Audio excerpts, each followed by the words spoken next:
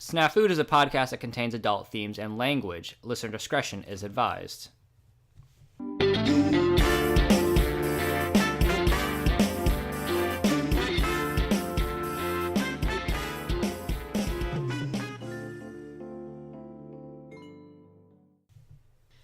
Hey guys, welcome to Snafud, where the situation's normal, all fucked up. This is the podcast where we tell you stories of true crime, true mysteries, and truly fucked up shit that happens to us every day, and then we just forget about it. So we decided that we'd remind you. I'm Shannon. And I'm Corey, and thank you guys for sticking with us. The end is in sight for this Virginia Rappe and Fatty Arbuckle epic. We have 20 pages to go that we're going to get through tonight. Woo, woo, woo! We're in the down end part of our series. We're getting towards the end of it. You know, it's been a good story. We've been enjoying doing this, but like I said, it's 20 pages. You'll see how long it takes us to get through it tonight, just to give you an idea of how much research went into this podcast. Yeah, I mean, we went from all sorts of stuff, from school articles written about Fatty Arbuckle from Elizabeth Fisher, to an excellent book called Room 1219 by Greg Merritt. I mean, there's all sorts of sources on this. This is Hollywood's first scandal, and I have to say it's one of Hollywood's biggest scandals. And if you might hear whisperings about it, it's because it's been around for a long time, and the story itself has changed a lot in that telling over the last 100 years since it's happened, basically. You end up going into a tailspin of resources. Now you have a ton of newspapers and newspaper articles, and because back in this time, newspapers, there were multiple out of every city, and they came out multiple times a day. You usually had at least 3 newspapers a day. Yeah, and that's comparing that to where I'm from, we had one paper that covered 15 to 20 towns, and that went out once a day, maybe. Sunday being the biggest, but back in the 20s, that's the heyday of newspapers. You've got the guys on the street corners in New York City, extra, and anytime something big happens, they're putting the news out there. Is that how you think people sell newspapers? That's how they used to. I saw a movie about it once. Fatty is arraigned for manslaughter, which was just a formality because D.A. Brady here, that young up-and-coming DA who has been on the job for about a year, he's going fully forward with the trial for murder. So, as we were saying, we're talking about the newspapers. That Sunday morning, the next day, the 18th, Fatty's requesting a newspaper. He just wanted to read what the world was saying about him, and this is the first time he's seeing it in a week. What newspapers he's going to get? He's going to get the rags from, William Scott Randall Hearst, who we've mentioned before, who put out all the stuff about the Titanic. And he's basically yellow journalism at its finest. He doesn't give a shit what the story really says as long as it's good and grabs headlines. And it's juicy. Yeah, he wants to put out as many of these things as possible a day. And he's been running with it. This is a huge scandal, and we've never seen the likes of it before because we've never had movies before. I think he created Batboy, didn't he? Yeah, sure. But the point being is, he made a lot of money off this case, and he did it by splurging on details, and not all those details are true. So, on that Monday, Minta, Fatty's wife, who we kind of lost track of here after, I think, the first part of the series. Because they've been separated this whole time. Yeah. She's living with family and pretending to be married while she gets $500 a week. So, and so that both their names look good in Hollywood. Because right now, it's a new, industry. They still have that awareness, I can't fuck up in public. Remember, he almost lost his leg. He's willing to pretend he's married because it doesn't matter. He's still going to sleep around. Yeah. Anyway, Minta and her mother had, met with Fatty's legal team, and they were coached on how they shouldn't speak to their peers or the press. And Minta put out a blanket statement about her and her husband's innocence. Just something just to kind of quell the press from coming after her. This is what we're saying. You don't need to bother us anymore. And then Tuesday, the San Francisco grand jury had 2 questions. Was the initial autopsy illegal of Virginia Rappe? And did the defense tamper with the prosecution witness? Those are 2 very big deals. Yeah. So all of a sudden there's rumors that the autopsy itself had been illegal. Now, we want to remind you that when we told you about the autopsy, there had been 2 in one day. Initially, they had called the coroner's office and said, we need to have an autopsy done. And they were told that the coroner was out of town. So they went ahead and did a thorough autopsy with the nurse present, with 2 doctors, and it was done at the sanitarium in a surgical operation room. Now, the question is why wasn't it done in a morgue? Well, they didn't have one at that place. So, was it illegal? Was it legal? Yes, it was technically legal. Unfortunately, the coroner wasn't not available, and he did end up coming over, but he just did a second autopsy in the same evening.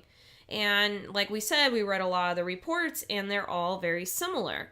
Another question that comes up with, was this illegal, was that they say they tried to tamper with evidence, being as how did they get rid of some of the organs that belonged to Miss Rappe? Well, they got rid of them legally. They destroyed some of them and they sent off the entrails for, study. But at this time, there's no organ donation. There are laws in place about getting rid of a body, taking care of a body, and the inside so that it doesn't cause harm to the public. And that's all they did was legally get rid of it. But it's still a question since it didn't happen at the coroner's office. As to the tampering of the witness, the tampering question comes up when Joyce Dolly Clark shows up and starts telling police that, quote, there is money in the Arbuckle case and I'm going to get some of it. She was a party goer who showed up at the hotel party later in the afternoon, which would have been the real party, since the one that Rappe showed up to, Virginia showed up to, was a non-planned get-together. So now you've got people popping up and saying, we know there's money in this. We'll say whatever we got to. People will pay us off. And so Joyce Dolly shows up with 2 men, and allegedly they plotted to collect this money from the defense by suggesting that Joyce Dolly could impeach the testimony of her friend Zay Provost, which was the chorus girl. Yeah. And so now they're saying, we can call it a lie, and is that witness tampering?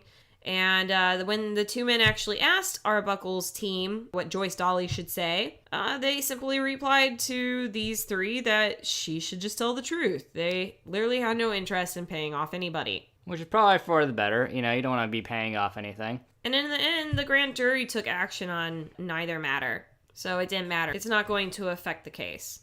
On Wednesday, the jury did start questioning Al Stedniker again on D.A. Brady's request. Stedniker was saying something that he did not previously recount.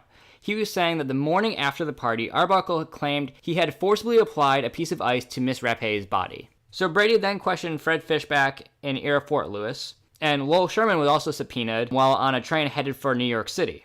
A process server, a detective, and press awaited Sherman at Grand Central Station in New York and found out he had exited the train earlier, in order to give them the slip. So somehow he found the information out that he was going to get subpoenaed while on a train and slipped out before he got to Grand Central. When you're in New York, if you've ever been there, it's a big place. Well, don't you know, innocent people do that shit all the time. Yeah. They definitely run away from the cops when they're going to get you. Yeah, that's what innocent people do. They just run away from the cops. The next day, in his Manhattan apartment, Sherman did give a statement to the New York DA supporting his friend Arbuckle. He agreed to return to San Francisco, but, he didn't. Yeah, I'll definitely I'll come get back. I'll get right on that, guys. No. And they were like, cool. Can we get your autograph? He's like, yeah, it's already in the mail. Gotcha. Yeah. And, he gave a deposition swearing that Arbuckle was never alone in the room with Rappe. And then, he stayed in New York doing Broadway plays. So he wasn't going back to San Francisco. He was going back to work. Shit, man. I wouldn't come back either. The same day, Paramount Pictures invoked a non-performance clause to halt payments to Arbuckle. With Paramount doing this, the next day, Universal became the first studio to institute a morality clause in its contracts, permitting the stoppage of salaries to actors and actresses who forfeit respect to the public. So you fuck up, guess what? You ain't getting paid. Yeah, we're done with you. We're going to shut you down. You are costing us money. And they are, because like we already said, Arbuckle's movies are getting pulled from theaters, and he just had 2 movies open up. Literally, his face should be in every movie theater across the United States, and instead, every theater is pulling his movie, and now the studio has to cut off his movies, which means a lot of people who worked on them that money just goes out the window. Yeah, that's kind of an interesting thing, that this case is the reason why that sort of shit happens nowadays. This is right around the time that all these ethics laws are going to get passed in, what's okay to be shown on movies and eventually television. And the Fatty Arbuckle case is one of the major cornerstones of those laws. So, Thursday, September 22nd, was the first day of the preliminary hearing to determine if the state had enough evidence to bring Arbuckle to trial for murder. Judge Sylvian Lazarus would be presiding. The DA had 18 seats in the front row reserved for members of the Women's Vigilant Committee. So basically, he was going full out on getting the woman's face in the court, which was actually an unusual movement. Prosecution DA Urin called 3 witnesses that first day. He called Dr. Shelby Strange, Dr. William Ophuls, and Nurse Grace Halston. All 3 testified to the ruptured bladder, the recentness of injury, and the injury's probable cause. Ophuls would say, quote, some force from outside was responsible for her death. Photographs of the bruises on Virginia's limbs would be admitted into evidence. There was no cross-examination at this time. The next day, Al Simnacher was the only witness. He was to testify about the party, but he was so reluctant to talk about the details about drinking and sex that eventually the prosecution declared him a hostile witness. So that session lasted about 3 hours. So he didn't say a single word because he felt bad about the drinking. The day after that, D.A. Goldman asked Al about what he had heard the morning after the party. So that we won't confuse anybody, Corey's going to be Mr. Al Simnacher. Yeah, I will. And yeah, you will. I've got a silk shirt for my machine now. I'm all happy. Yes, and I'm going to be Golden. So, did Arbuckle say anything at the time about a piece of ice? He did. What did he say? He told us that he placed a piece of ice on Miss Rappe. On? No. Well? And that's when Simnacher then said that Arbuckle had claimed to place the ice in Virginia. Yeah, and at that time that this was said, Arbuckle is red-faced like a giant big fat baby, and he's staring at his fingers. And then Golden asked Simnacher what exactly Arbuckle had said, and Al refused, saying he didn't want to say his words. Golden insisted, and Simnacher continued to hesitate, and finally the DA told him to whisper it to the court reporter. He did. What do you think it was? I think that allegedly Arbuckle had said that he placed the ice in Virginia's, and we're going to use a very terrible, terrible term. And a quote. So and fuck this guy. The quote is that Arbuckle placed the ice in Virginia's snatch, another word for vagina. Yeah, so the day after, when they're both sitting in the fucking lobby of the hotel talking about what happened the day before, they were literally saying something along the lines of, I put a piece of ice in her snatch. And Simnacher said that Arbuckle made no explanation for doing this to Rappe, but that when he said it, it had not failed to get some laughs from listeners. Yeah, everybody that was in the circle of men discussing what had happened laughed at this. It was a joke. While the DA loved using the word snatch for the rest of this court trial, Al would never again say the word in court. And you know what? If I was the DA, I'd be doing the same thing too. This is what this guy said about this woman and what he did to her, and then she died. DA Dominguez got Al to admit that he had never witnessed any improper conduct between Roscoe Arbuckle toward any of the women at the party that day. Side note, remember Al hadn't been there? Yeah, Al wasn't there the whole time. He got there and then was the idiot who had to drive some other girl somewhere else for like an hour. Yeah, a block and back.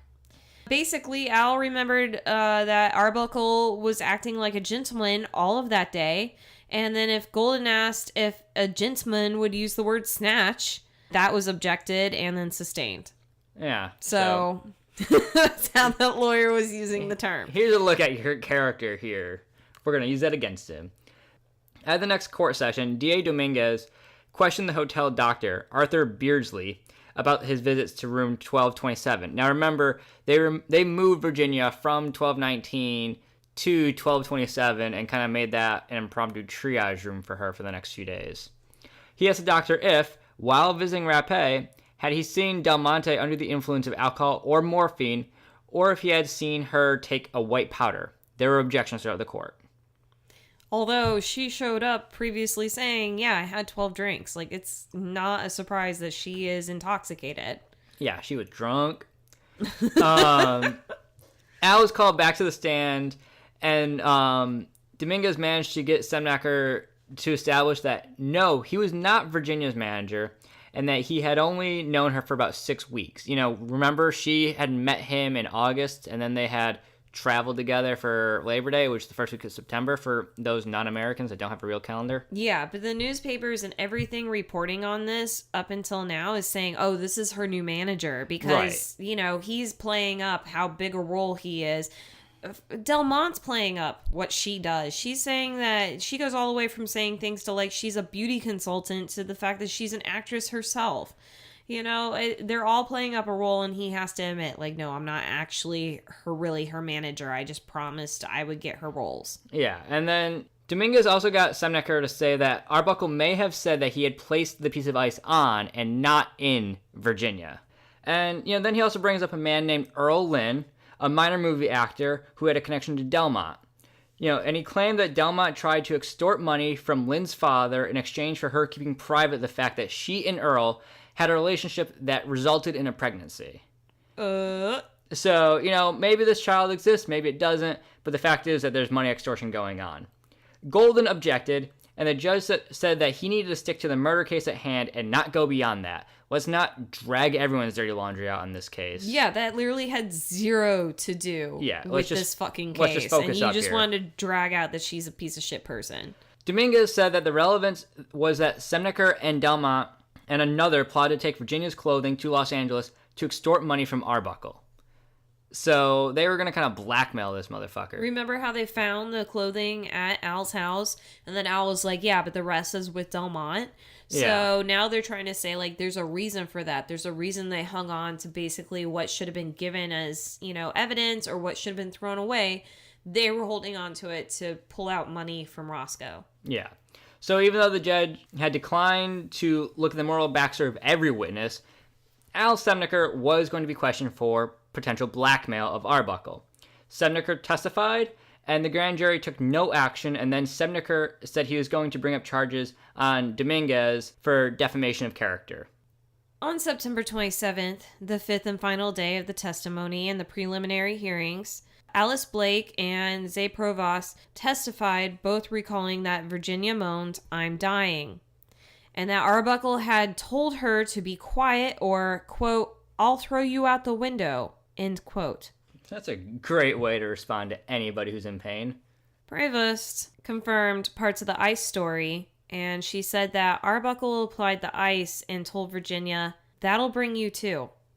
So then the prosecution calls a surprise witness, a Josephine Keza. Yeah, Keza's a fucking trip. And if you guys, haven't heard the name Keza, it's because she's surprised and we held her off. Shut up, Corey. Anyway, Keza's a maid of the St. Francis and had been on the 12th floor hallway when she heard a woman scream behind the door of 1219 and then say, "No, no, oh my God," and a man's voice saying, "Shut up." The state rested. But with that surprise witness, the defense threw a hissy fit. And I'm going to keep the term hissy fit from our notes in there. I mean, that's how these grown-ass white men were acting. Yeah, milk is too spicy. So, the defense has been scrounging up as much information on Maud Delmont as they could, and they found a long list of scamming and arrests. Yeah, it's not good. Yeah, marriages, divorce, polygamy. She's kind of got this whole rap sheet for her. They wanted the prosecution to call their star witness, who had managed to get their case started in the first place, so that the defense could lay out her personal life and drag her through the mud. Which is not okay. That's not okay. It has nothing to do with the case. The point is like, this happened, she was here, and what we do know is, like, Corey kept calling her a wing woman. She was there when this woman was basically dying in a bed and nobody else stayed behind. She stayed beside her bedside and called her friends and family and let them know what was happening. So she did a good thing. She even got better help than what was being given. Remember how everybody was just giving her morphine shots and telling her to shut the hell up? She got her medical assistance, but it was just too late. Now They're bringing up who she really is, and the fact is Bambina Maud Delmont is not a good person. Yeah, and, the prosecution found this out as well, and that's why they stalled on bringing Delmont out. They knew that, she wouldn't hold up under scrutiny, and they didn't call her to trial. So let's just not bring this flaming catastrophe onto our court case. And yet it's their strongest testimony. I know, but they know that, things are going wrong. Anyway, Dominguez demanded the prosecution call Delmont up, and Brady responded that Dominguez could put her on the stand himself. Dominguez said he would not, and it was the prosecution's duty, and that he would not be held responsible for her testimony. So again, these two... What a fucking nightmare. DAs are just bickering at each other. You call her. No, you call her. You do it. No, you do it. Your mom called her. Oh my God. So, Judge Lazarus told Brady that he was traveling close to a line which might necessitate him dismissing the proceedings. Delmont was not called, and the defense rested without calling a single witness. That's crazy. On September 28th, the judge was ready to deliver his decision and a personal rant on the degradation of society. According to him, it was the hotel and society's fault that this, quote, orgy had occurred. He said Arbuckle's actions with the ice was regrettable but had no connection with the murder.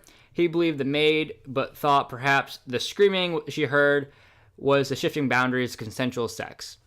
Gross, but I don't necessarily know if the 20s had fucking BDSM. I'm sorry, this is just such fucking bullshit. So good news, yes, the court case is going to go forward, but he's only doing it for his personal feelings on it because he thinks everyone over there was having an orgy, not the fact that a woman lost her life maybe under an attack. So, yes, it's going forward. Good. So somebody's going to pay for something, right? Or at least there's going to be a court case where we, as a society, get to decide if this person committed a fault. However, it's only because this guy feels like it. Yeah. And that's it. So... and the judge basically says that with the mere skeleton of evidence, he was only justified in sending the man to trial for manslaughter.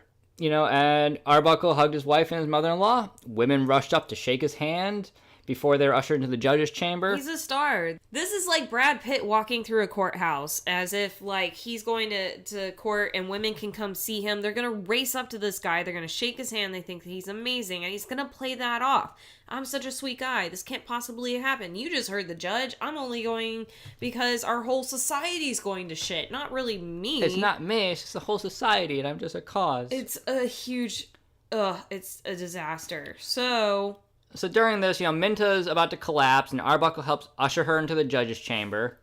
And remember that check, for $5,000 we heard about last episode? Yeah. Yeah, that's 13 days, 14 days late, but it finally is accepted, and Arbuckle is released from prison. So he made bail. You did something bad enough you're going to go to, court for this, but right now you can make bail and go home. So have a great holiday. He left the Hall of Justice, and women are lined up on both sides of the street cheering for him. And that Friday night, Fatty came home to a party in his house. It was the last day of September, and there was no alcohol served. Yeah, it's a welcome home party. Glad you got out of jail. Definitely not going to serve any alcohol. Yeah, we're not even going to get close to that. San Francisco detectives trailed Roscoe at his house, but the most part, Roscoe and Minta stayed at the house. And remember, Minta was living with her sister and brother-in-law. So for right now, they're pretending to have a great marriage, and Minta is staying at Roscoe's huge mansion. I mean, this is the first time that they're doing this in about several years. Yeah, and I guess I can't really blame her. It can't be bad. She's a gold digger, and this is where her money comes from. Yeah, and they're sleeping in separate bedrooms, so it's not going so bad for her. She's gonna have a nice bedroom and a nice fancy mansion. All she gotta do is put up with her sort of husband. Yeah, neither of them are speaking about the events of the party. That's not a thing at all in this household. And on October 7th, Arbuckle was arraigned for manslaughter, and D.A. Dominguez, who is, again, Roscoe's defense, was not there. The official story is that he quit because the trial required too much of his time, but most likely and most speculated was that the studio controllers were unhappy with Dominguez's strategy in the preliminary, and they got rid of him. They didn't like how he behaved, and it made them look bad, and they're gonna get a new lawyer. Yo, bro, this isn't the way we want to do it. So long. You suck. Gavin McNabb was brought in to fill the space, and with him, he brought 2 of his colleagues. So Roscoe now has a team of 5 top-paid lawyers that DA Urin called the $1 Million Team. That same day, a Chicago paper came out with an exciting story claiming that Virginia had given birth to a daughter in Chicago and had abandoned her there, like 10 years ago. I don't feel like this is true. Yeah. And the only source for this story was a traveling salesman named John Bates, who wrote to officials in San Francisco and Los Angeles asking what the value of Virginia's estate was. Yeah, that's all. Like, that's their one source. And why do you want to know the information? Well, she had my baby. Awesome. He claimed that he didn't know that the whereabouts of his child, but was confident that he would locate her. Like, I'm definitely going to find her now. Obviously, no daughter was ever located because no daughter ever existed. It's really hard to find those missing people that are just fake, not real in the first place. Where are all the ghost writers? Well, they're ghosts, okay? So we can't find them. On November 12th, 2 days before the jury selection began, Arbuckle moved into a room at the Palace Hotel. You know, not the Palace Hotel ballroom where the Blues Brothers stayed, but... that would at least be fun. Yeah. You know, this is the same hotel that Virginia had stayed at in her visit to San Francisco before she went over to the St. Francis for that fateful party. Yeah, funny how he's not going to go stay at the other hotel. Yeah, he's going to cover his ass. It took over 4 days to find a jury of 7 men and 5 women and 1 male alternate. Before the opening statements, one of the male jurors admitted to having formed an opinion that Arbuckle was innocent. After he was excused and the alternate stepped in, a new alternate was called. You know, so a big trick with finding these juries, you have to, especially with this kind of like massively public case, is you need to find someone that doesn't know a damn thing or knows very little and doesn't really have a say one way or the other on like, oh, maybe he did it, maybe he didn't. I mean, how else can you be unbiased? Right, and that's, you know, that's the big trick. So on November 18th, the trial was opened by a statement from Assistant DA Leo Friedman. The defense chose to hold its opening statement until after the prosecution stated theirs. So the prosecution brought to witness Dr. Shelby Strange and Dr. Olfus. They discussed the 2 autopsies. The defense, in a counter-examination, managed to get Strange to admit that Rappe's bruises may have been caused after death. They also got Olfus to say that the bladder could spontaneously rupture, which just terrifies me even more. Okay, so this is a big deal on 2 fronts. Just like Corey said, saying that a bladder can spontaneously rupture is terrifying. No, please. Also, not possible. Don't worry. I don't know. But they got doctors to say at the time... There are spiders in Beanie Babies. There are not, and that was just a thing I posted on Instagram. There's spiders in Beanie Babies. And bladders are exploding. That's what your closet's doing right now. Because you know you put that shit away. You didn't even sell it. You didn't put it at a garage sale. It's just in a fucking cardboard box where it can't hold anything back. And tonight, they're going to crawl in your ears and lay eggs that won't hatch for 17 years. Yeah, I don't want that to happen. 90s are like, god damn, 27 years ago. Your Furby's listening to you and reporting to the government. You heard that too, right? Probably. Okay, so the big point in this one is... is that he's saying that your bladder can spontaneously explode. I don't like this. It cannot, but he's saying this in court, and he's a doctor. Yeah, that's why it's gotta be true. It's not, and it's not. Okay. So they're trying to claim that some of the bruises from her autopsy pictures, such as like on her legs and her arms, which we posted pictures of, were caused after death. It's very unlikely because it's not a pulling, it's just a bruise. Yeah. Especially because she had injections from the IVs, and also because she was manhandled, or she had a physical fight, which we also posted the pictures of the hotel room after the party, and it is literally just destroyed. It is... like, you think a massive party was held there, not something with 6 people, yet alone most of those people were in other rooms. You know, this was a room that had been torn apart because somebody didn't want to be in there. But anywho, their point is that both of those things are false. So on November 19th, the second day of the trial, Nurse Halston and Dr. Beardsley had been called in to testify.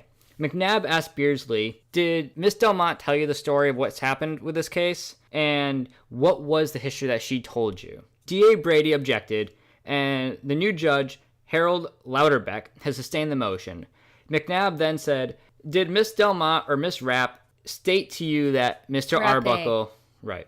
Did Miss Delmont or Miss Rappe, I've been switching those A's to each name, tell you that Mr. Arbuckle was responsible for her condition?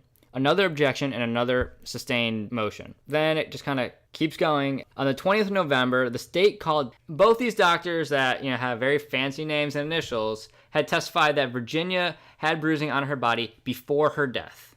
Mic drop. I can't make a sound with my face. I was going to try, but I'm not good at that. You just have to hit the mic with your face. I'm not hitting the mic with my face. Then Zay Provost and Alice Blake were called in to testify. After the preliminary, they had been placed in protective custody, but Blake came from a wealthy family and was allowed house arrest. I want to go hang out at my house as a bounce house and maybe a pool full of pudding. Yeah, and she's the one that also fucking ran away. Yeah, and yet she's she the one who gets to go disappears. home because she's really wealthy. And the Illuminati. However, unfortunately for Zay, she got stuck spending the last several weeks in the house arrest in the DA clerk's mother's house. That's gotta be awkward. Yeah, she's basically under lock and key, and AKA, it's like his mom. You're going to my mom's house. I know she won't tamper with you. Oh my god. So that's why you had also another case of witness tampering. Zay recounted that Virginia had entered room 1219 and that, quote, Mr. Arbuckle followed her and closed the door. And according to her, half an hour later, Maud Delmont was kicking at the door and demanding that she wanted it to be opened and to speak to Virginia. She then said that a red-faced Arbuckle opened the door while he fumbled with his robe.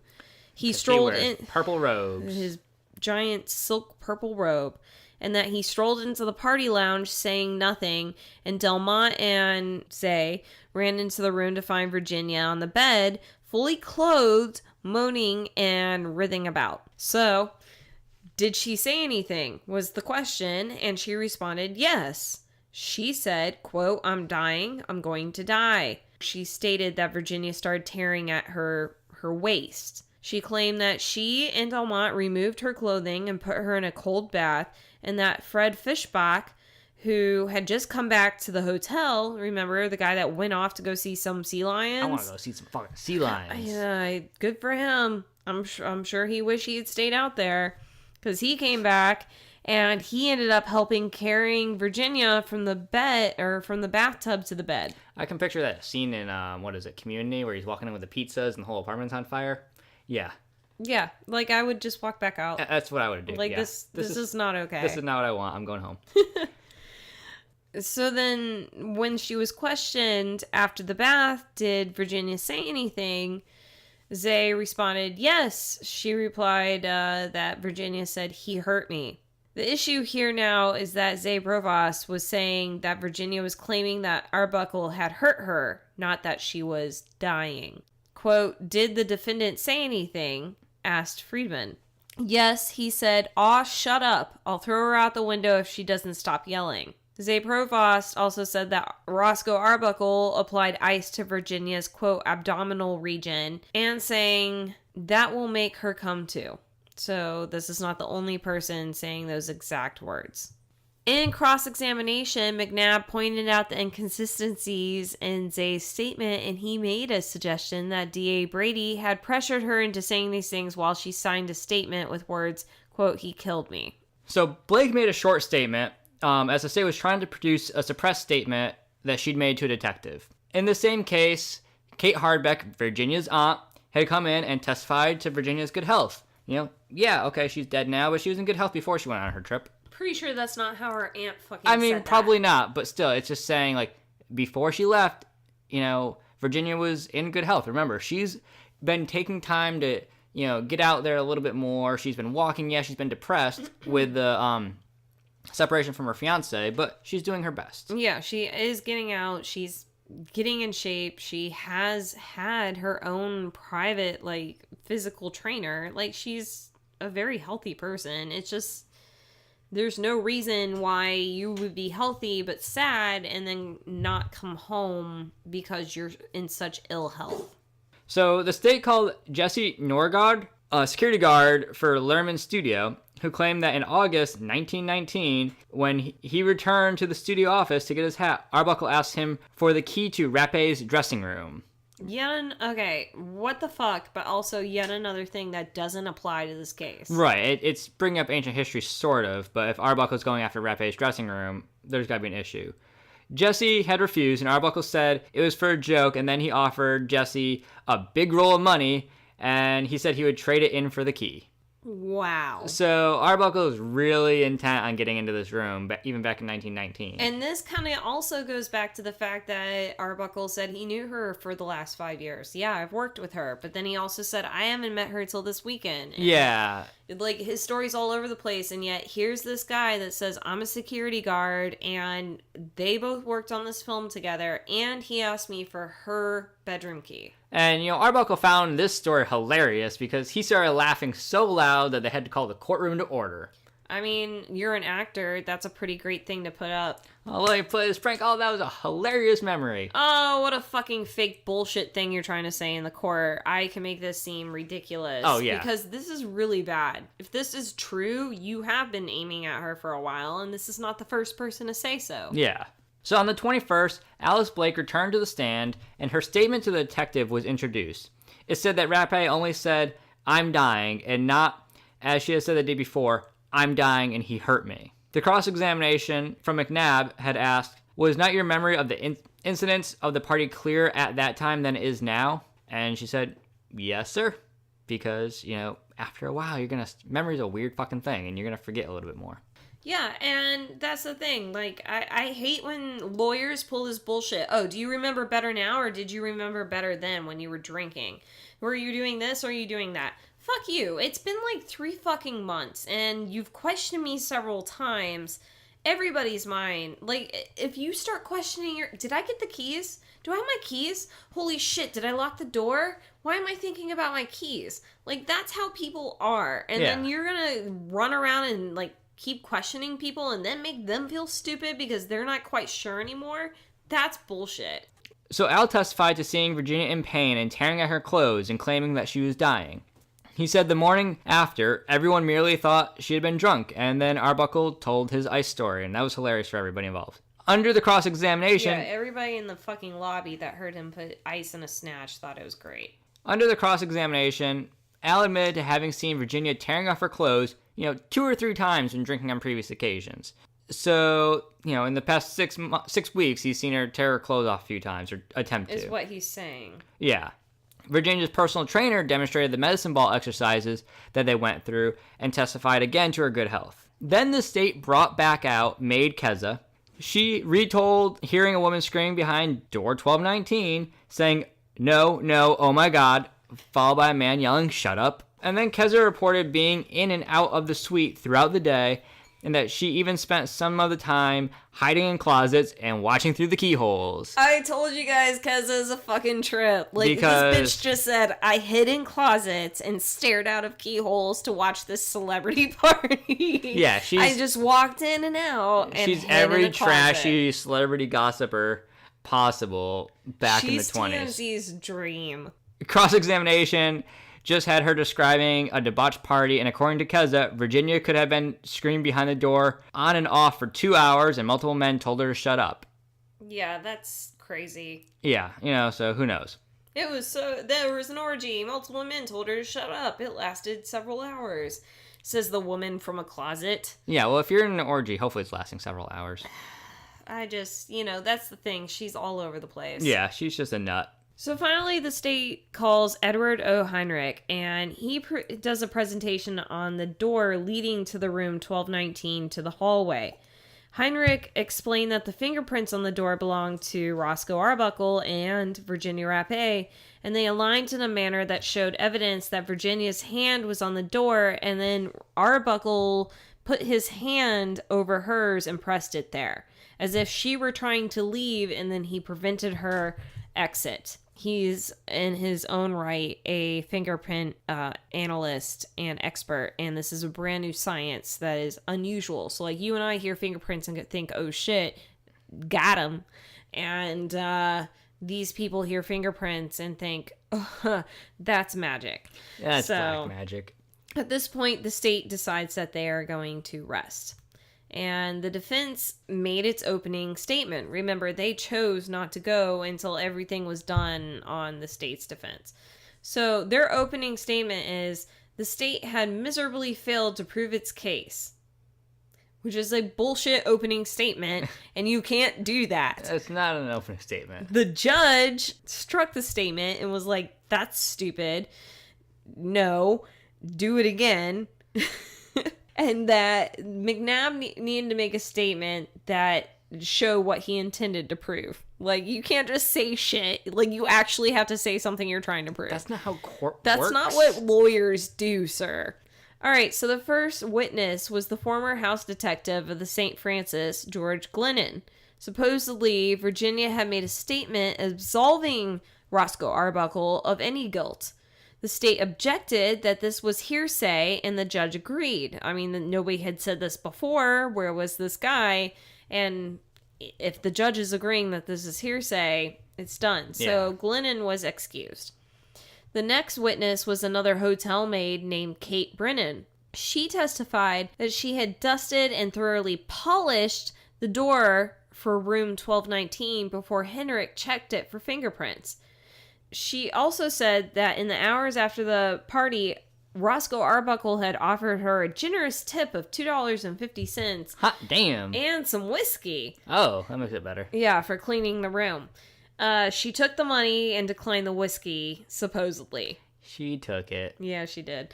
She told him, like, I didn't take that, but I definitely polished this door, which I'm not sure. I've worked in very high-class places where the door is definitely fucking cleaned and polished and beautiful, but do you clean the hotel door after every visit, especially when there's supposed to be a fucking incident that happened there?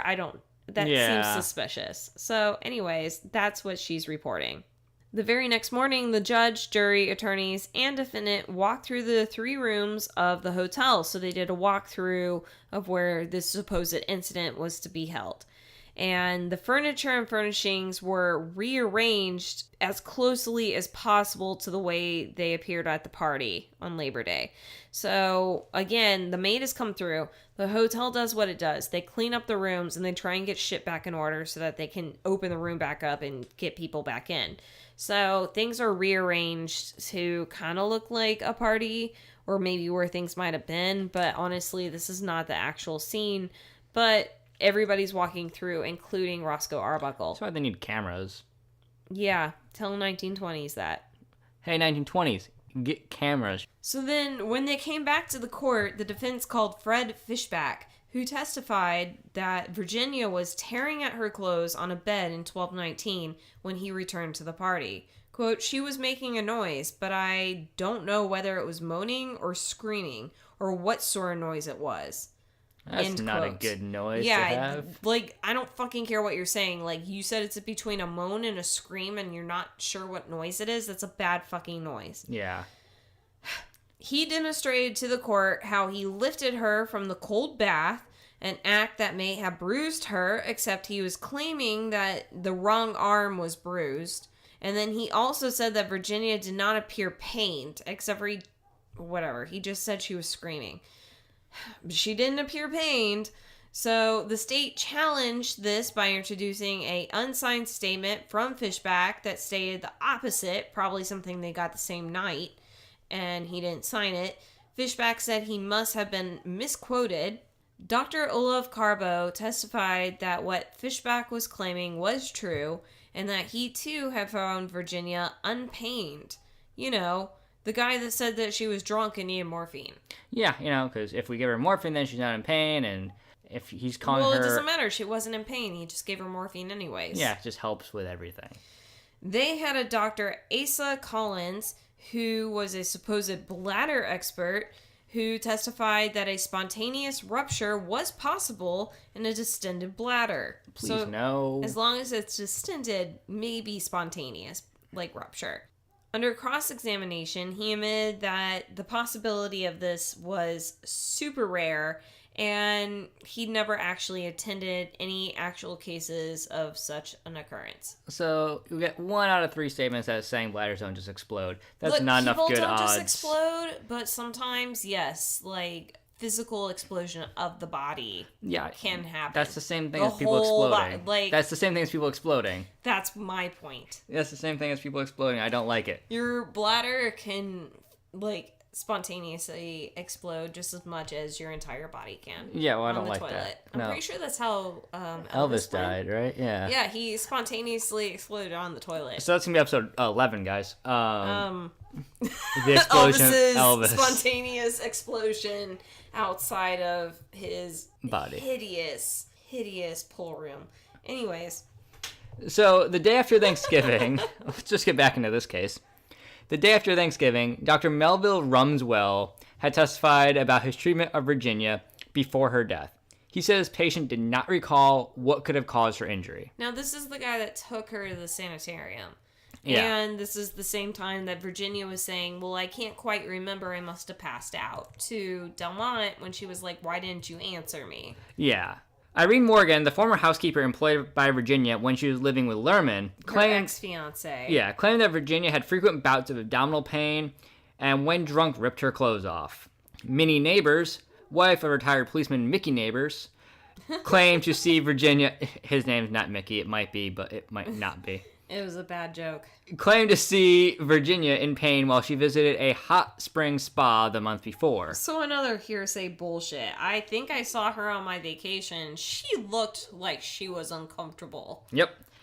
Florence Bates, a clerk at the Mandel Brothers department store, remember that first real big gig she had in Chicago back in 1913, who said that during a 2-week fashion exhibit where Virginia was a model, that she appeared in pain and publicly tore off her costly clothes 3 times. So they've gone through and found people that are just willing to say whatever needs to be said. If we have to trash your past, we'll trash your past. Make you look like a piece of shit person. Welcome to the court cases.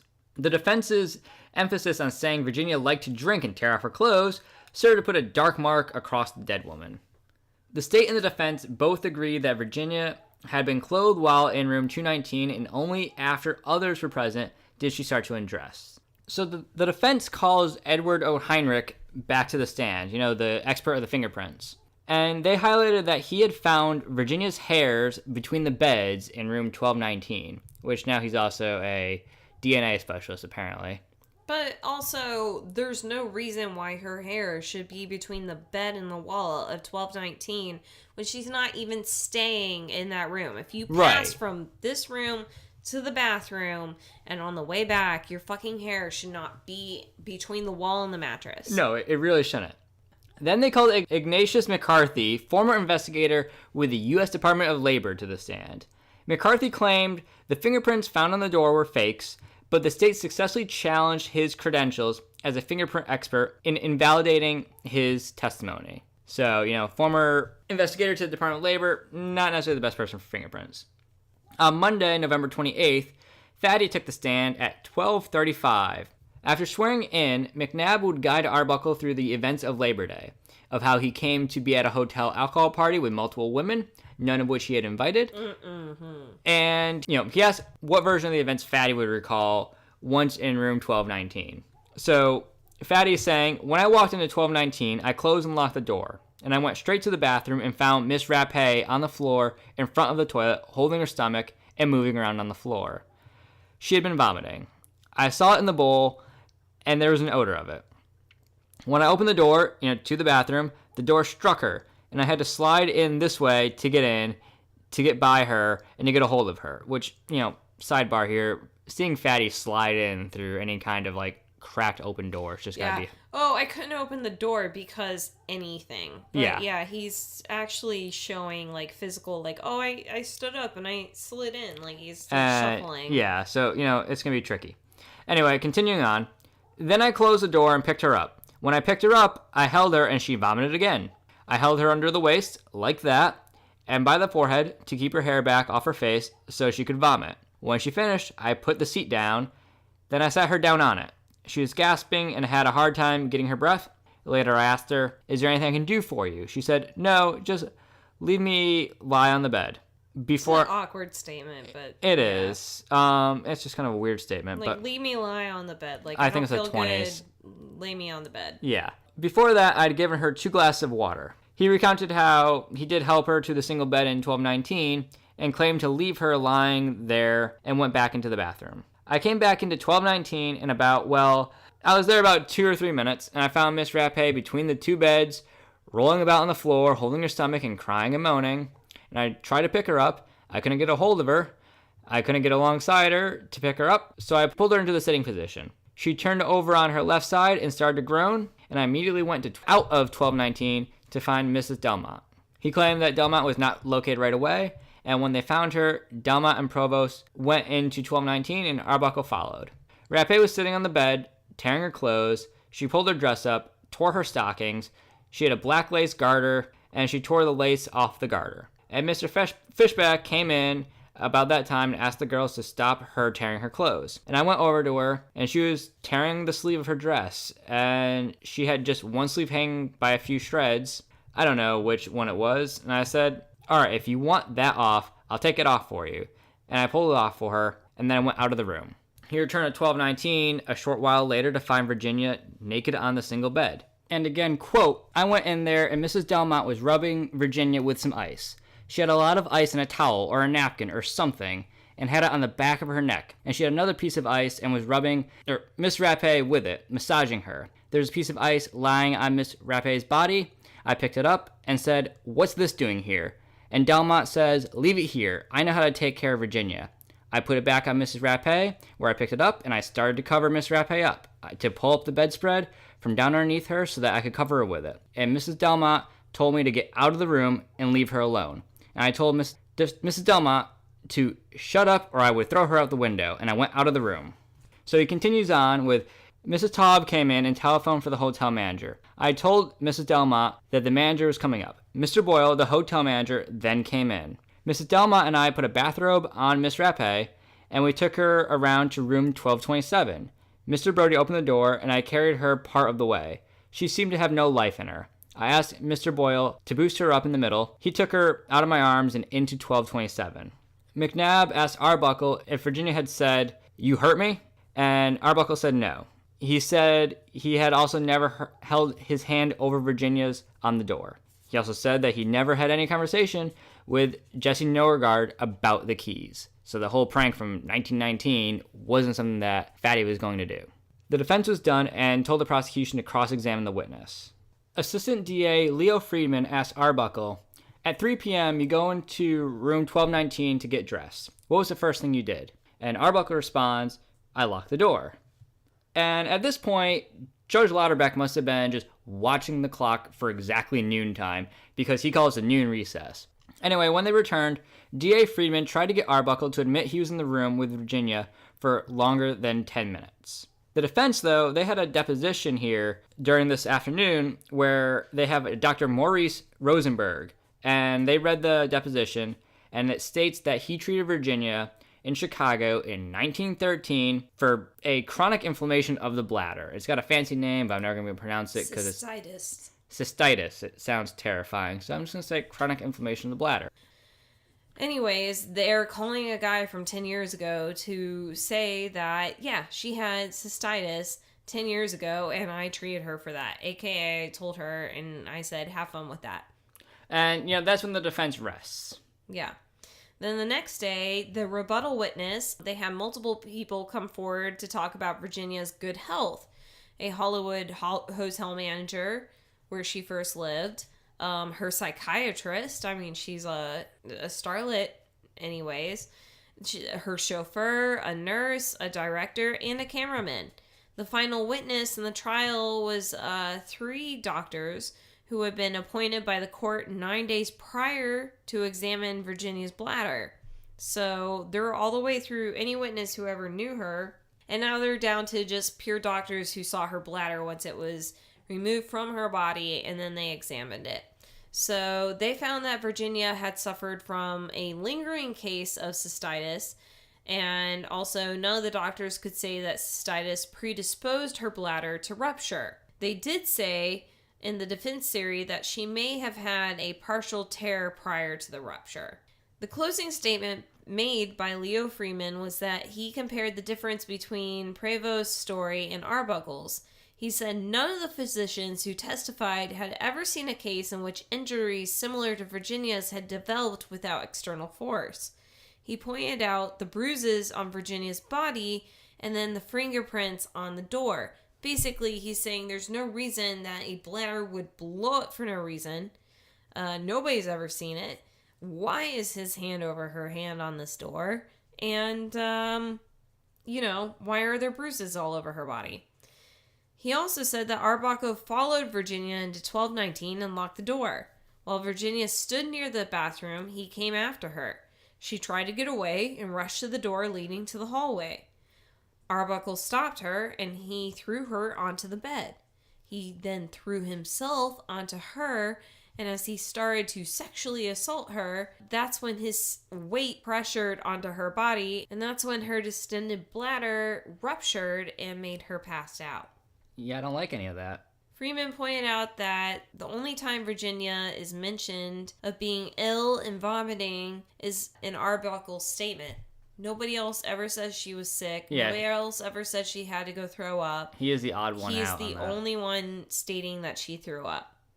He reminded everyone that Arbuckle didn't go to get help, but instead threatened to throw her out of a 12-story window. It's just easier that way.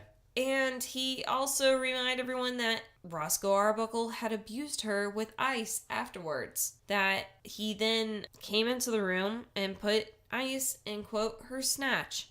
Defense DA McNabb, hardest jab in his closing statement was to remind everyone that Maud Delma was not even brought into the trial, and then one by one he went over the prosecution's witnesses, dismissing them. He relayed his theory on the timeline events. I'm sorry, we're laughing because that's such fucking bullshit. Hey, I have nothing else to say after this damning fucking, statement, but also, their other main, witness never came up, so, there's a thing. And then this person's bad, this person's bad, this person's bad. Yeah, you're grasping at straws here. Oh my god. McNabb said that Heinrich, the fingerprint expert, fingerprint science was akin to witchcraft. Yep. And black magic and all sorts of weird shit. I mean, who has individual fingerprints? That's just every fingerprint bullshit. Is the same. He also surmised that Virginia's bladder ruptured because of her vomiting, or a fall in the bathroom or off the bed. He also said that the prosecution had painted Arbuckle to be a monster, but he claimed Arbuckle was only alone with Virginia for 10 minutes. And That's all it fucking takes. And that he had helped her here, proven by his carrying her later. He got biblical and then closed his statement. The state was allowed to return, and D.A. Uren surmised the case for an hour, emphasizing the fingerprints. He begged for the jury to protect the family from Arbuckle and men like Arbuckle yet to come. The case went to jury at 4:15 on Friday, December 2nd. The jury broke out for dinner and then resumed deliberations. Several times a bailiff was called into the jury room, and at 11 p.m. the court was adjourned. The jury was deadlocked. Earlier it had gone 9-3 for acquittal. Once it had gone 8-3 with one absentation. Saturday, the jury continued deliberating until 10:30 at night. So that's, a day and a half of deliberations. The judge dismissed them and told them to return at 10 a.m. the next morning. So they're going into deliberations for 2.5 days. On Sunday, the jury deliberated for 2 hours. At noon, almost 44 hours of deliberation had occurred. The jury was declared hung. The final tally was 10-2 for acquittal. The date of January 9th was our next trial. 10-2 how? For acquittal. So for Fatty, saying he didn't do anything wrong. 10-2 on Fatty's side. There you go, but it's still a hung jury. Yep. And that's the thing with our justice system, is that in a court case, he's already been put forward that he needs to have a case. We've said that there's something that went on and he needs to be judged. But unless it's a unanimous vote, we cannot proceed with any kind of judgment or saying he's not guilty. So, yeah, we have to go to another trial. So after this trial, Arbuckle and his team put out a post-trial statement that read, and this is just a first part of it. We're not going to read the entire thing because it goes on and on about God. But initially it's, while this is not a legal acquittal, through a technicality of the law, I feel it is a moral one. But for one woman on the jury of 13 who refused to allow her fellow jurors to discuss the evidence or to reason with her, and who would give no explanation for her attitude, my trial would have resulted in an immediate acquittal. After the organized propaganda designed to make the securing of an impartial jury an impossibility and to prevent my obtaining a fair trial, I feel grateful for this message from the juror to the American people. This comes, too, after the jury had heard only part of the facts. The effect of the district attorney succeeded in excluding from the evidence statements made by Miss Rappe to people of high character, statements completely exonerating me. So it goes even on from there, but basically he's saying, yeah, I know it's a hung jury and now I have to go forward with another trial, but really this is a success for me because really it's just one woman's fault. And in all honesty, the newspapers then started reaming this woman through the news and saying that women should not even be on juries. Like, they're too fickle and emotional to be able to judge.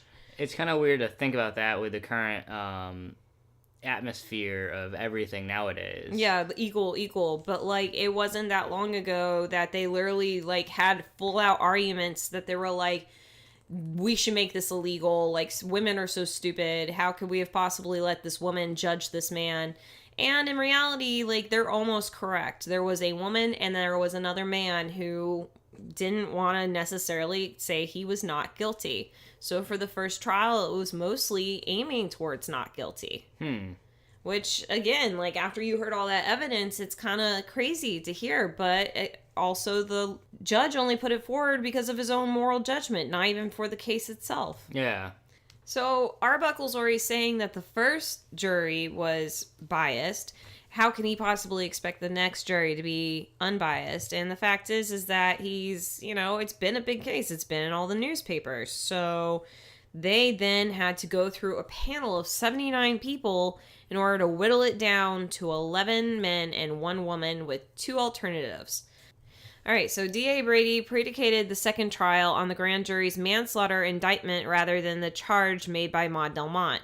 So he's really using the fact that there was a jury that already said, like, this is a manslaughter case, and we can't really go off this woman because she's really wild. And they brought out all her, like, dirty underwear, and basically she's not a good witness at this point because they've ruined her morally. Alice Blake and Zay Provost remain the star witnesses, however, they got to stay. This time the witnesses were reluctant to testify, as if they weren't already at the beginning, because remember, one ran away? Yeah. Now they're under lock and key. Everyone's watching them tightly.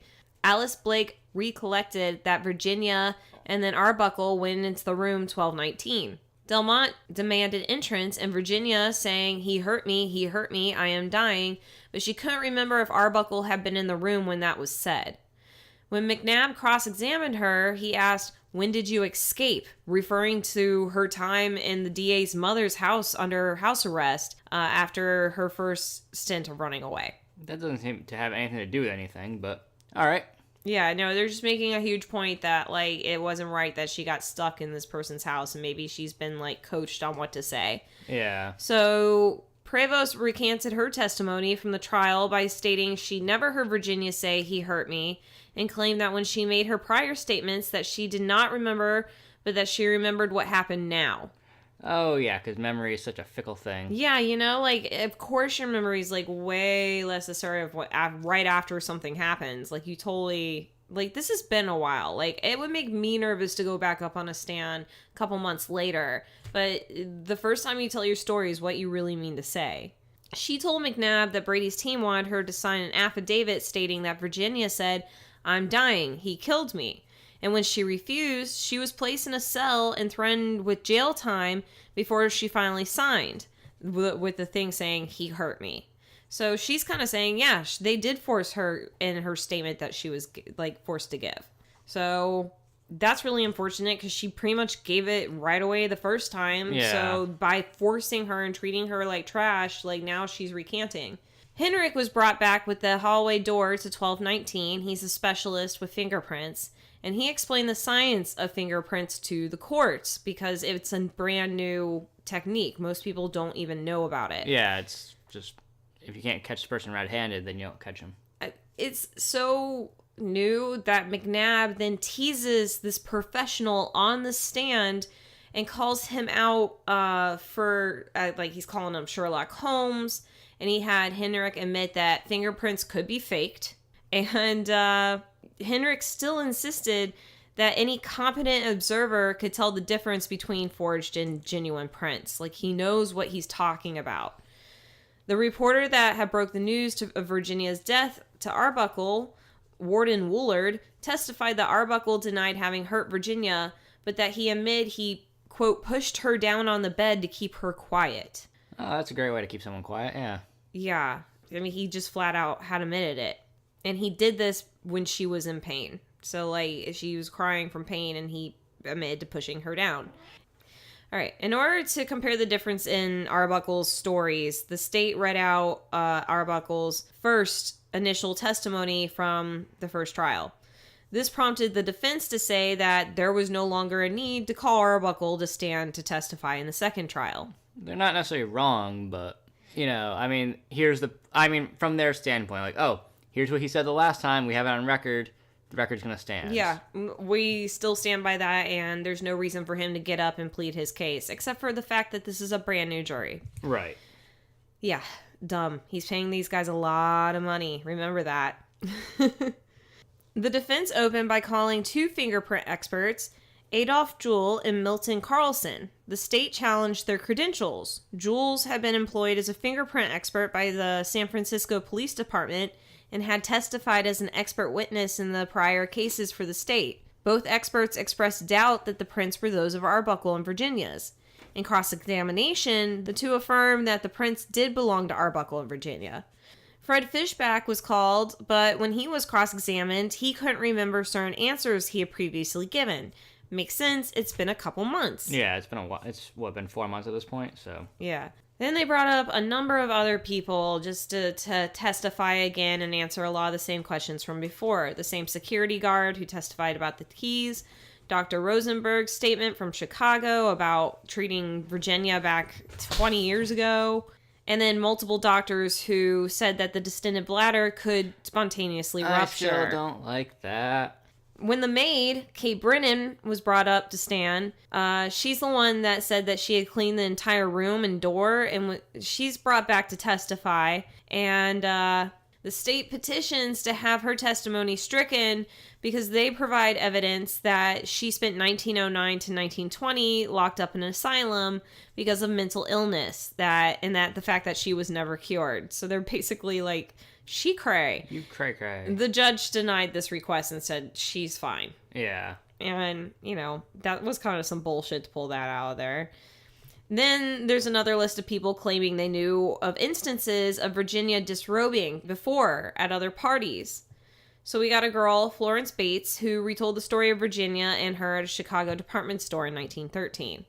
And she's just saying, yeah, we worked together, and she it's the same starts story ripping off her clothes. Same story from the first trial. You got screenwriter Eugene Presby, said he saw Virginia go into convulsions in 1917 after 2 glasses of wine. Cafe owner J.M. Covington said that Virginia and Henry Lerman had been at his establishment May 1918, and after drinking liquor, the actress went outside tearing at her clothes and shrieking in pain. Helen Berry said she'd been at a party with Virginia in 1921 after a few drinks, and Virginia threw herself on a divan and started tearing at her clothes. What the hell's a divan? It's like a long couch. Okay, so not divan. It's like not van. the van. So Stand by your van. Shut up. I hate you. All right. So the state called Virginia's aunt, Kate Hardebeck, and she reaffirmed that Virginia's health was fantastic, as did 5 other witnesses. The important part here is that the defense has brought up a ton of witnesses just to impugn Virginia's morality and her character at this point. It has nothing to do with the trial. They're just saying, well, we heard that she tore off her clothes, and here's this record of her doing it at all these random times through her life, which is fine. However, I have to question the kind of people that they're bringing up. I mean, some of these things are from a long time ago, but then other things, considering that she's a very, kind of a pretty big star. I wouldn't say she's the top of the top, but she was up there. Henry Lerman is definitely gaining attention, and if she's in the road taken off her clothes, I guarantee that shit's making the newspaper, and it didn't. Oh, yeah. And that's the thing. Like, that sort of stuff, no matter, I mean, even if we have B-list actresses and actors nowadays taking off clothes in some sort of public venue, that shit's gonna make the news quick. Yeah, so, I don't know. It's just, to me, I want to question, like, where did you even get these people? So, the assistant manager of Chicago's Mandel Brothers department store, one of the first places that Virginia had been working, was called, and he presented employment records showing that Bates and Rappe weren't working at the same store in 1913. The defense offered no counter-argument to that statement, and offered to present the case to the jury without a closing argument. This effectively cut off the prosecution from its concluding rebuttal, which they had saved its strongest argument. It's just, like, such a bullshit. Yeah, they just kind of took the wind out of their sail, and that's, like, the problem with court cases sometimes, that it's filled with, like, circumstance, and people are trying to save the right argument for the right time, and the other side could easily just stop it. It's just a game to them. So for lawyers, I mean, in the end, they get to go home at the end of the night. Doesn't matter to them, so they don't care if, like, it's just they fuck up everybody's life. On Wednesday, February 1st, at about 3:45 p.m., the case went to the jury.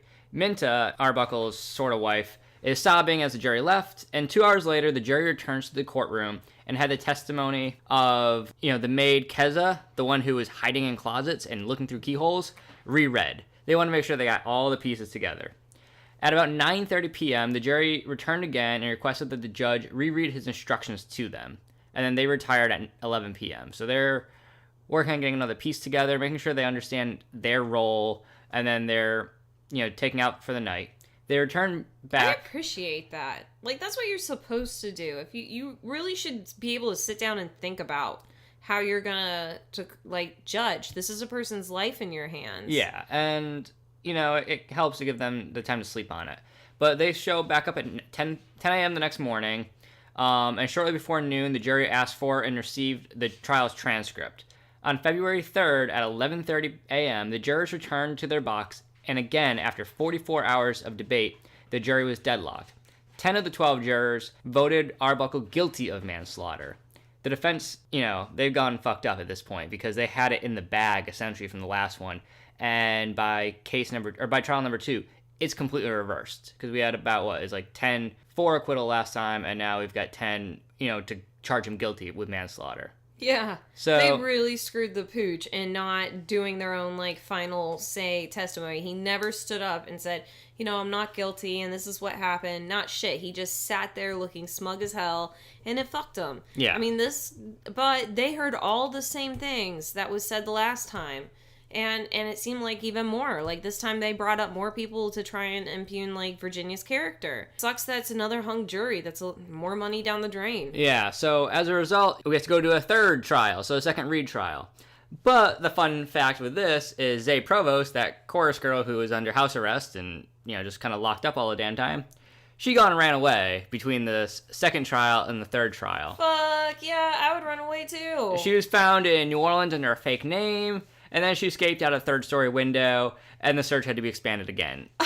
I would too. The amount of people that just disappear and run away in this case, from 1, 2 to 3 is just outrageous. Look, I mean, that would be a perfect movie scene. I'm not even shitting you. She's in New Orleans, they find her, and she now escapes out of a third-story window, crawling on the balcony ledge, because they've been treating her like shit for months. Yeah, and she was at a party, and then by being at this trial, she thought she was A, doing a good thing, and B, gonna get famous. And instead, she has, grown-ass men in suits treating her like she's a floozy, and they're calling her a liar, and they're threatening her with jail time. Yeah, it's not fun for her. So they're still trying to find her. But on March 16th, after questioning 51 additional citizens, a jury of 8 men and 4 women were chosen. So, as this keeps going on, more and more people need to be questioned and asked, do you know anything about the Fatty Arbuckle trial? Because at this point, if you know about it, it's hard to find anyone unbiased. Yeah, you're gonna have some bias. So some kind of thought on it. The state tried to have juror Ed Brown removed because he was a grocer who was prosecuted twice for violating food laws and could be prejudiced against the DA. They don't want to have any issues here, so they're trying to get this guy removed. But he had already been sworn in, so he stayed, and he would also become the jury foreman. Yeah, we hate him. Get rid of him. No, and he's foreman. Now he's foreman. The state, they start calling 5 doctors to testify to the treatment of Virginia before and after her death. In a cross-examination, they spoke about Virginia's bladder health and about her urethra. Blech. The doctors admitted that inflammation of the bladder may have been caused by constriction of the urethra, and that resulted in the inability to urinate and may have predisposed her bladder to rupture because the human body is terrifying. So, they got that, and now they're bringing in, the greatest hits of this trial. So Alice Blake takes the stand, and she recounts the events for a 6th time. Jeez. Her memory's getting foggy, understandably, and the cross-examination actually made her cry. Now, Blake couldn't remember, even seeing Rappe and Arbuckle enter 1219, or what Virginia had said afterwards. She's a useless witness at this point. Yeah. They have terrorized her so much. She can't even remember the party. And, she was saying that the two hadn't been in the room for longer than 15 minutes. They did find Zay Provost after they extended the search in New Orleans still, and she said that she would appear as a witness immediately, claimed to have fallen sick before her train left New Orleans for L.A., and she never testified on this 3rd trial. Yeah, she had no intention on coming back. No, she just told them what they wanted to hear. So, they made Alice Blake, who's a very wealthy girl, cry on the stand. How do you think they were going to treat her? Yeah, we're not even going to get her on the stand. Nurse Halston testified again and described in detail the bruises she saw in Virginia's body. The pictures of Virginia's body were passed around, and Arbuckle had hung his head, so he didn't have to see them. He didn't want to look at that. Yeah, he should have. He caused that, but right. He wouldn't even fucking look. And we did post that on our Instagram. I missed one picture of her legs, but when you look at the pictures, it's very clear that they took them specifically to point out those bruises, and that not all of them were from the injection sites, and especially like the ones on her legs and torso. And honestly, like in her picture of her face, she looks like she has a black eye. Yeah, like she looks like someone roughed her up. She might have. I mean, and then cross-examination of Halston actually had her restating that maybe heavy jewelry could also have caused these bruises, which the fuck is that? I don't think that actually happens. Did anybody else just hear what he said and then thought, the fuck? Like, I told my coworker that one. I do have real feelings on this one. Okay, so I get it. It's 1920s. Maybe there's, like, the faux jewelry, or you got that heavy crap that's, like, banging on your chest. But, I mean, unless you're incredibly anorexic and probably, like, dying and you're bouncing coins or jewelry off you're not getting bruises from it. Right. Like, this bullshit is literally saying, oh, her jewelry is so heavy it gave her bruises. You got feelings really? about this. No, it's stupid. Like, how many more... the problem is we're going to say more stupid things, and people are going to be like, well, that's plausible. Yeah. On Friday the 24th, Zay's prior testimony was read, so it was on the record.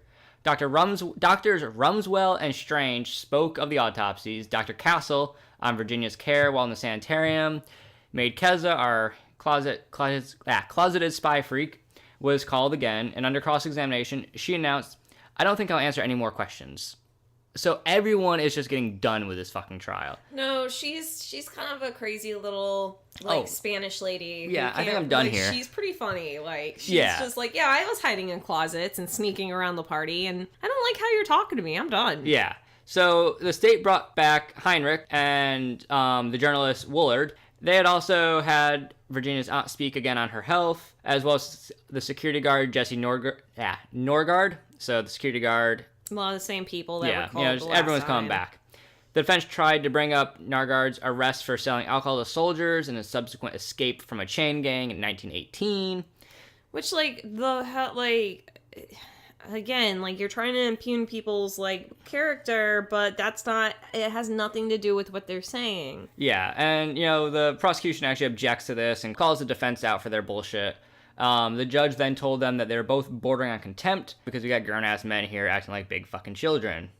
So D.A. Brady pulls out one final surprise witness out of his back pocket here. Ooh, who's that? And this is Secretary of the Wakefield Sanitarium, Virginia Brieg. No one we've known before. That's how surprising it is. Okay. Anyway, she's a secretary at the sanitarium, and she had spoken to Virginia on the day of her death. And, Virginia's asking her questions like, how am I going to pay for this? How much is the bill going to cost for the sanitarium?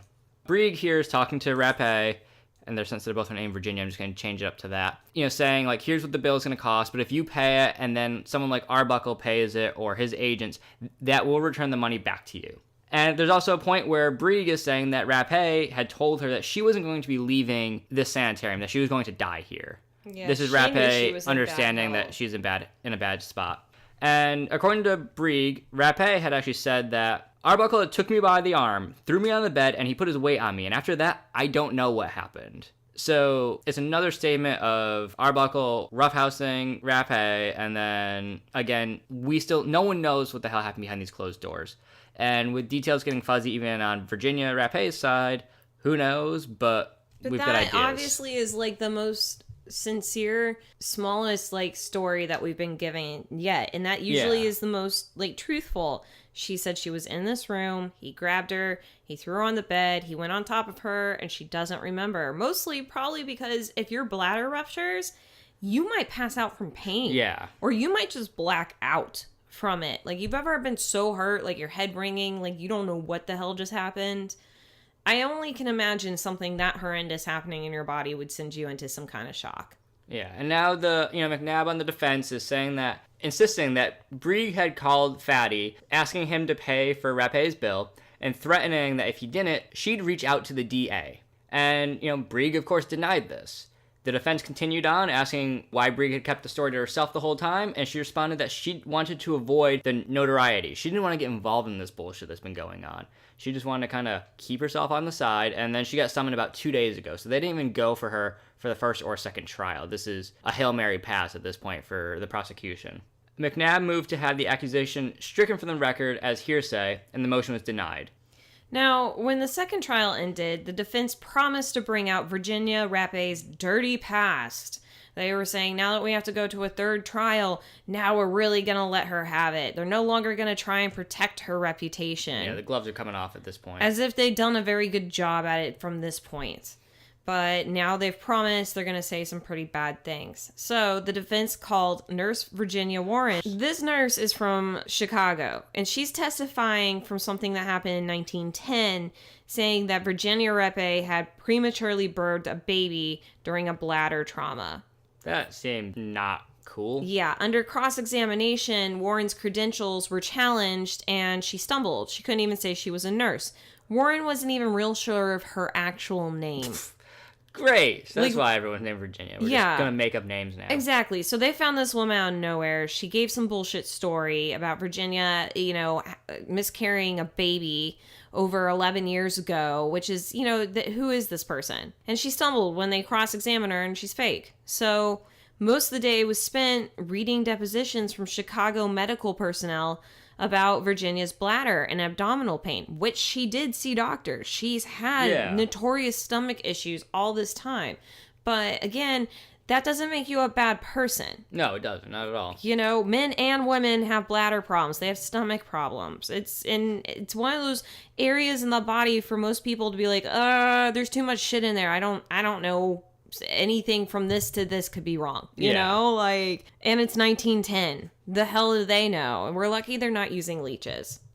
The state managed to get one of those depositions stricken when the doctor wasn't even sure if it was Virginia he was remembering, as the patient that he's even talking about. Yeah, it's so many years ago. Doctors they see so many cases. But this is how much a bullshit, witnesses they're now pulling out of nowhere to impugn her. I don't even know if that's who I'm talking about. At least the prosecution had a good Hail Mary. The defense doesn't seem to have quite that good. Yeah, but what we're talking about is a woman, and we're talking about her sexual reproduction, and so the worst of the accusations came from Josephine Rafferty. She's also known as Josephine Roth. And in her deposition, she said, I first saw Virginia Rappe in February 1908 in my home. I had studied medicine for 3 years and was a midwife. At that time, Virginia Rappe, who would have been about 16, was about to become a mother. Between that time and 1910, Virginia Rappe was about to become a mother on 4 other occasions. I attended her on each occasion. The first time she was very ill. On the next 3 occasions, I attended her 6 weeks each time. The first time she was ill, a baby was born. Miss Rappe, throughout my attendance of her, was a sufferer from bladder trouble. So now we got cases about babies being born and bladder trouble, and this stuff just came out of nowhere, it seems. Or handling babies. So Rafferty was not called to the stand, but only her deposition was read. That way she couldn't be even cross-examined. And the state would manage to point out that by Ross saying this in her statement, she basically said she ran a house of abortion. She ran an illegal house of abortion. Here's the other thing that really fucking pisses me off. And I'm mad. I'm mad. And that is literally we're saying that in 1910, a 16-year-old had 4 abortions in a row and lived. I don't feel like that's... No, because I've seen pictures of we've already stated from the very beginning we did 2 autopsies. Both autopsies reported this woman has never given birth. She's never even had a fucking surgery. And yet here, like, this is our Hail Mary. You killed her. Something killed her. And now we're calling her a whore. By some random ass stranger you won't even put on the stand. Yeah. I mean, didn't enough happen to her? But they're sinking low. Yeah, real low. They said they're going to. And this is a time when you can't even say the word pregnant. Yeah. Like on stage or later on even in TV. Like that was not even done in Lucille Ball's time. So for them to be calling this and saying she's had babies, she got pregnant, we've done abortions, you're making her out to be like the whore of Babylon. Yeah. So the defense had 2 actors and a screenwriter testify to Virginia's inability to drink alcohol without convulsing in pain and tearing off her clothes. So they're still going on this she's a lush and can't hold her booze type of line. Helen Whitehurst testified that when she and Virginia were friends in Chicago, again back in 1913, Virginia had 2 public issues of drinking and or, tearing her clothes off at cafes and restaurants, and once at a political dinner. There's should have been a story about this, though. Like we were saying before. A political dinner? Hell yeah. Yeah, if a model's at a political dinner tearing her clothes off, that's going to hit the paper. Again, I could see if you have a bladder issue or like stomach lining issues and you're drinking alcohol at this time, that alcohol is not what you and I drink today. Yeah, no, it's gonna make you that's blind. why your great grandma is now 96 and alive, because she's so fucking purified from the inside out for the last 60 years. Yeah, it's all pickled. But if you're already having stomach issues, maybe she is like rubbing at her stomach, or like she's a teetotaler like I called it last time. But pulling off your clothes in public and there's no record of it outside someone's hearsay, I don't know. Yeah. But maybe. Yeah, we're calling Fish back to the stand, and he doesn't recall much of anything anymore, so he's useless. I mean, he wasn't even really there. He pulled her out of a bathtub. He showed up, and everyone had all hell broke loose. So they want to call everyone they can. 2 more doctors, were called in. They explained why Virginia's distress indicated a chronic bladder problem. But the crown of this 3rd trial is on April 5th. The defense called Fatty Arbuckle himself to the stand. What? He deigned to give us his own little testimony this time? Yeah, he skipped on the second one, but he's coming in on this one. He retold his story of finding Virginia in the bathroom in 1219 and of his helping her, getting her to the toilet and trying to carry her away from that, holding her hair back, all that bullshit. Arbuckle was asked if he ever said anything, and he responded that he never said a word while he was in the room, but that she moaned and groaned. Oh, I just came in and saw her on the ground and thought, fuck, and picked her up and took her to the bed without saying a word. Yeah. I'm also a gentleman, though, and held her hair, but I never said a word. Right. And he also admits that, he knew Virginia for years, but that he didn't know any of the other guests at the party. And I'm assuming that there could have been some sort of, loss in translation here because the guys are all his buddies. But, it's probably true that he didn't know the rest of the women, but he knew Virginia. Well, Lowell's in a bathroom. So basically everyone in the room at the time he doesn't know outside of Virginia. He said he had never even made the acquaintance of Jesse Norgard, the security guard. He also denied having placed ice upon or inside Virginia, and he denied having placed his hand over hers on the door.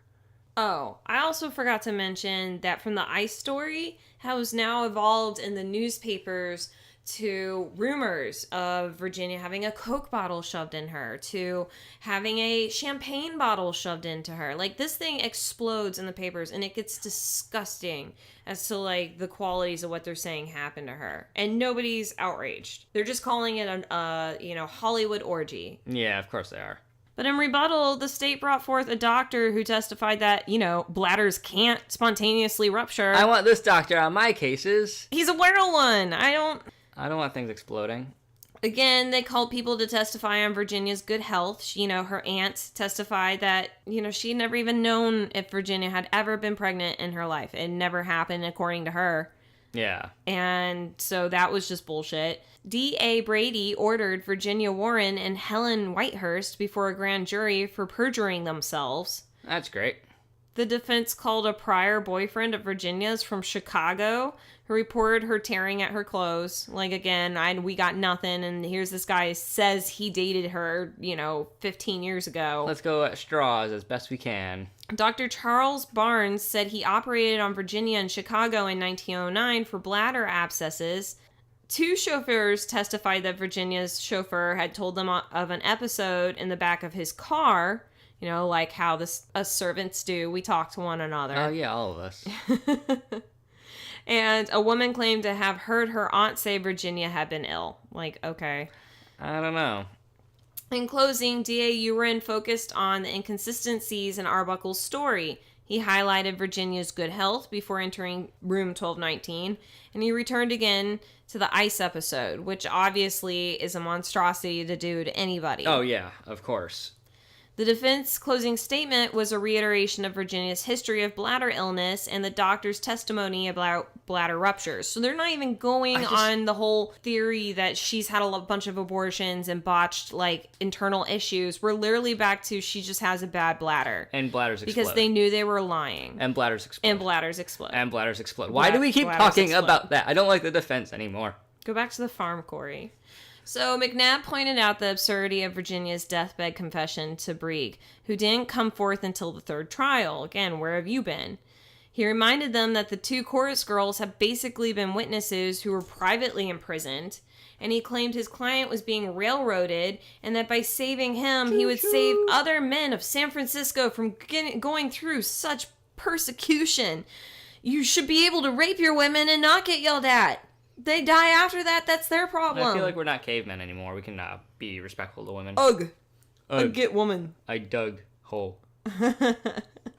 Alright, so the state countered. Oh boy. Well, with the 10 Commandments. Of course, because that's, the law of every land. Well, one of those points is very important. It says you probably shouldn't be killing folks. Yeah, I remember that one. Yeah. We taught that one. He belittled the medical testimony, saying it made no difference why Virginia's bladder had been distended, which is true. Fuck it. Yeah, I mean... She went to a party with a distended bladder. Is that illegal? Is that a problem? I hope not. He said Virginia was too young for multiple abortions and before 1908, and he reiterated the state's version of events in room 1219. So every point, he's saying everything the defense has told you is bullshit. There's no evidence of her ever having an abortion, and that's ludicrous, and it shouldn't even matter, and it shouldn't matter that she had bladder infection. Yeah, it shouldn't. Well, the 3rd jury left the room at 5:10 on Wednesday, April 12th. Edward Brown was selected foreman, like we said, and they reached their verdict by acclamation. At 5:15, they knocked on the jury door. Acquittal. It took them 5 minutes. Everyone else took 44 hours. 5:10, they walked into the room. 5:15, they walked out. And they had a written statement signed by all of them. A written statement supposedly made while they were in this room that then all 12 of them walked over and signed it. This is what the statement said. Acquittal is not enough for Roscoe Arbuckle. We feel that a great injustice has been done him. We feel also that it was only our plain duty to give him this exoneration, under the evidence, for there was not the slightest proof adduced to connect him in any way with the commission of this crime. He was manly throughout the case, and told a straightforward story on the witness stand, which we all believed. The happening at the hotel was an unfortunate affair for which Arbuckle, so the evidence shows, was in no way responsible. We wish him success and hope that the American people will take the judgment of 14 men and women who had sat listening for 31 days to the evidence that Roscoe Arbuckle is entirely innocent and free from all the blame. Arbuckle then stood up and shook hands with people in the court, including people in the jury, and took pictures with them. Of course he did. He then went home to his mansion on April 15th, And he had a bill that was beyond $750,000 at the time. That's a hefty chunk of change. It about literally ruined him. So, yeah, he walked away a free man. He got to go home. Yeah. So it took 3 trials, 2 hung juries, and, I just feel robbed. I feel like the last one literally had a statement printed up by his lawyers and was like, here you go, this is what you'll say. And here's your check. And not only that, but, like, he was manly. Like, what does any of that have to do with, like, what he went through? I guess it's the 1920s, who knows? But, Arbuckle goes home, and the story stays in the paper for a little while. It's still big news. Yeah. And unfortunately for Arbuckle, the studios still pull him. He's not allowed to be in movies. He's not even allowed to keep making movies. He's a stain right now, and they need people to kind of forget, all of this. And as long as they keep seeing his face pop up, they're not going to forget. Yeah. So, he goes home. He goes through with the divorce with Minta. All the tears, all the rumors she put out, she did it to save her own ass by saving him. And it worked because I'm sure she still got money from him after the divorce. Oh, yeah, of course. But didn't save their marriage. And he dived right back into drinking pretty heavily, which was evidenced by when he did finally start returning to producing and directing. He went under a fake name, and there's statements from actors and actresses who were like, it was the great Fatty Arbuckle who turned out to be my director. And, I didn't recognize him. He was just a drunk. He was a broken man. Yeah, this kind of sort of thing would probably break somebody. I mean, in newspapers, they were calling his team, the defense team, a $1 million team. And it did. It cost him a lot of money, but it kept his ass out of jail. Yeah. He went on to marry 2 more women, one being the woman that he met on that very boat. From after the party, right? Yep. Yeah, I can't remember her name. That would be his second wife. And, his marriages never really worked out. And unfortunately for the third one, the day that it seemed like Roscoe Arbuckle's life was going to turn around, he got a huge deal from one of the studios. That night, he laid in bed with his wife, and he felt like everything was going to be okay, and he died from a heart attack. And so that's the story of Virginia Rappe, Fatty Roscoe Arbuckle, and the murder trial that swept Hollywood in 1921.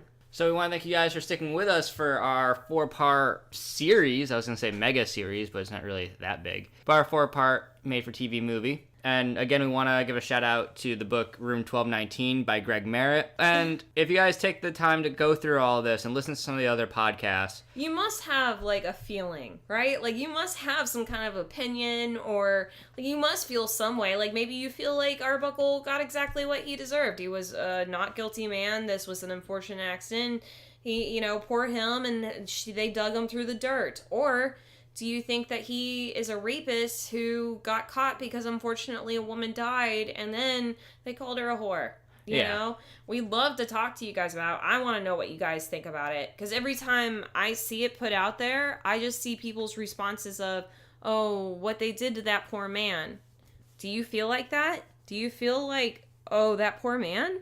And if you do, whatever you feel, we're always glad to talk about this case. It did take a while for us to do this one, and we've been having it kind of like on the record in the back of our mind since we started Snafud podcast. So we're kind of glad to get this launched. So if you guys have opinions, comments, or concerns about this, please just let us know and we'll discuss it with you. We hope we did it right. I hope we did it right. It really mattered to us, and especially to me, and I hope that this story got justice for a woman, even though it was 100 years ago. And if you want, you can still stop by and say hi to Virginia. She's right there in the Los Angeles Hollywood Cemetery. Anywho, you know where to reach us. You can get us on Instagram, Twitter, email us. And as always, it's very, very helpful if you rate and review us on iTunes. It's the only way to get our names out, really. And it means all the world to us. We're even thinking about starting to do a giveaway. So the first way you get put into that is by putting a rating and review on iTunes. So go ahead and jump the crowd on that one and do that for us. And until then, thanks for sticking with us, and hopefully you're ready for another creepy, spooky, terrible story next week. You stay classy, planet Earth.